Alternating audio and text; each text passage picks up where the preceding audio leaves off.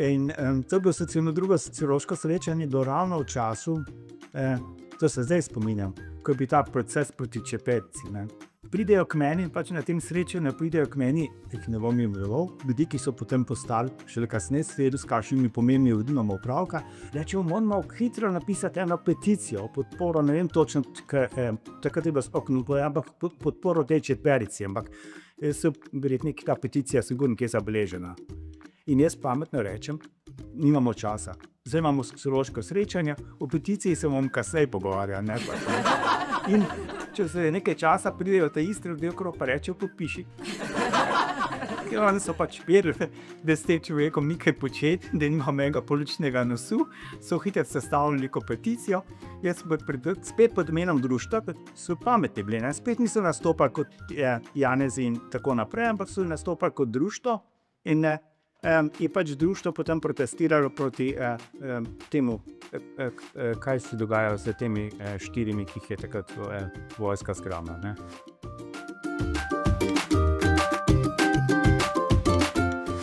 Ker smo imeli kot orožje steče ravno v teh tehnologijah, vedno so študenti bili vabljeni, tudi zdaj. Smo imeli tudi študente sociologe in seveda med pauzo smo imeli pač tam malo vode, pa kalice in to je bilo to.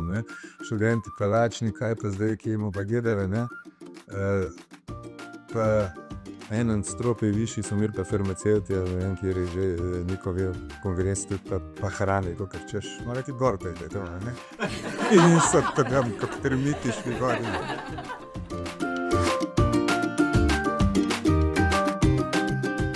Imeli smo, omenil sem ga, gosta Šaloma Švarca, iz Izraela je priletel, poravnali smo stroške, zelo fair, potrudil se je, v Mladini je bil potem celostranski intervju in tako naprej, in je bil ključni govorec.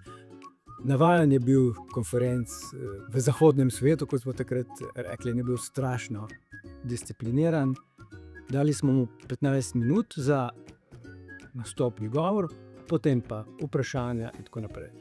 Ampak dogovorjeni smo bili tudi s profesorjem Zdravkom Mlinarjem, da bo takoj za njim imel še tudi Zdravko svoj nastop. In se nismo pravzaprav zelo obadali s tem, kdo je ključni govorec, kdo pravzaprav ne, bila sta oba ugledna profesorja. No, ampak kot organizator mi je nekaj reklo, da je vseeno tudi Zdravko treba omeniti časovni okvir.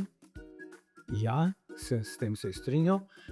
In potem pravi Zdravko, imam nekaj na ključku, modern je bil od začetka, imam PowerPoint prezentacijo, nekaj teh slajdov mu povedal.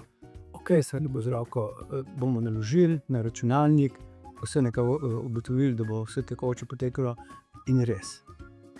Zdravko, da ključek, taknemo noter PPT, pogledam prezentacijo, sociološko srečanje, datum, vse in 68 slajdov. In smo rekli, Zdravko, 15 minut bi se začelo, a prav, razumemo, da je tole. Ja, rekel, če bo potreba, bomo pa skočili. In nekako, ne znam natančno povedati, kako se je končalo dobro, očitno, ampak jaz se spomnim tega šoka.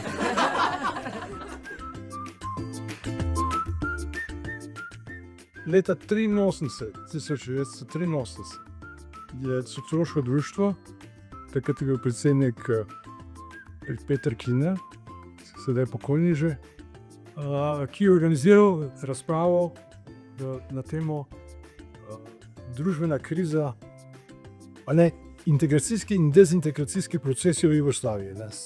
Spet ta večna tema v Jugoslaviji. In je imel težave z pridobivanjem opreme za snemanje, da bi audio snemal samo, takrat še niso snemali kot zdaj. In tudi to je težko dobil.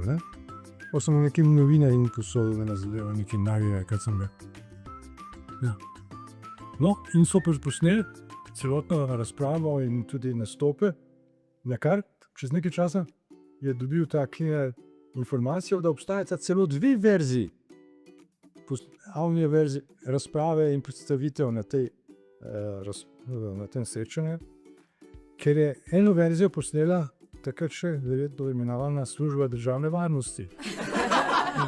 Ni bilo tako visoka skrivnost, da je to prišlo na dan, ne?